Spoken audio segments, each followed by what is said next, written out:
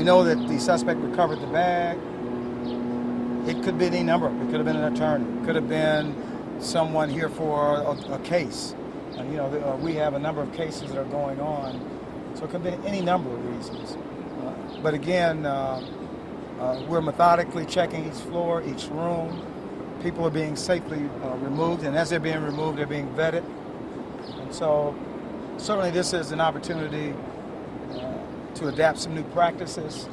Clearly, communication is the one failure I can see preliminarily. Chief, aside from officers of law that are allowed in this building, who else can actually have weapons on their person when they walk in?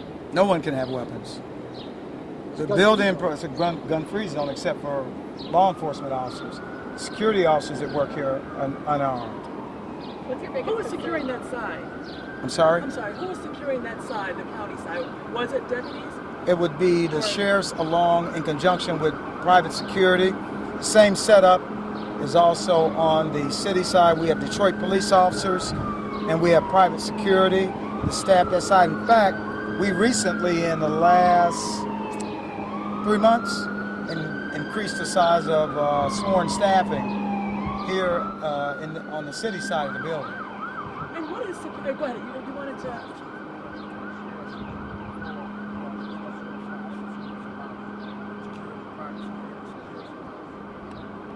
Okay, you can say that since that's your side of the house. Identify yourself for the... Deputy Chief Washington, Wayne County Sheriff's Office. We just wanted to be clear that Securitas, the private security, they secure the lobby.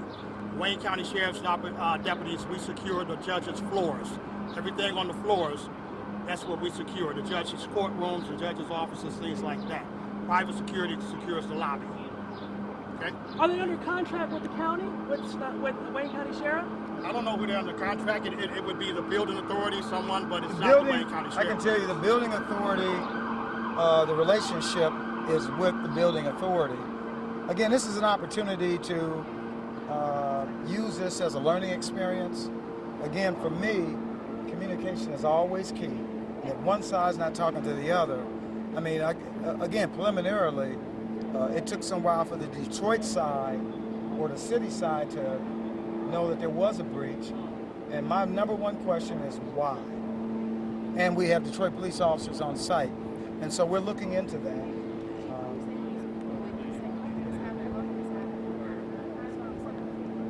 We're doing our best. As I oftentimes like to say, we're in a constant state of readiness. Certainly I can preliminarily say this could have been a tragic situation, but we have a number of law enforcement agencies here securing this location, and when we open it back up, it will be safe to enter. That's a good question. I'm not certain if he's inside or out. There is a possibility that the suspect got out.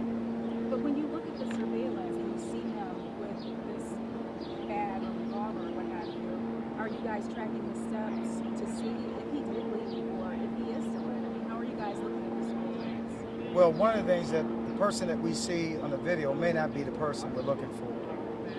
I can tell you that some kind of like a brief that attorneys carry, small brief. Why do you think it's not the same person?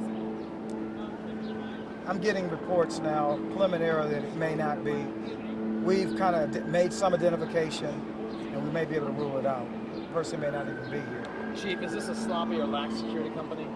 No, I think Securitas does a good job.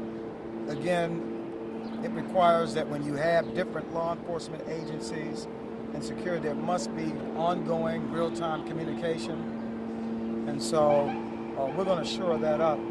I'm concerned. And this is an opportunity to do better. But the challenge is I don't care where. Whenever you have multiple law enforcement agencies in one site, that always becomes an issue. We have got to be talking to each other because that delay, because easily once you get in on one side of the building, in this case, the county side, and you go up an elevator, it's very easy for you to walk across to the city side. So we're dealing with that.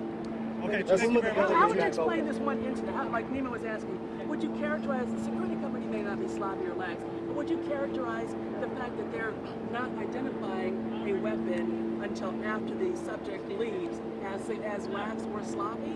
Because that's just, what's the point of securing something if you're not going to notice anything till after the You know, potential Kim, that it's that's wrong? always my question. If a security company's not going to do it, maybe I should come do it. I mean, it's not working. And I'm not going to be critical yet because it's still preliminary. Certainly, like, we all know what it's like going through an airport.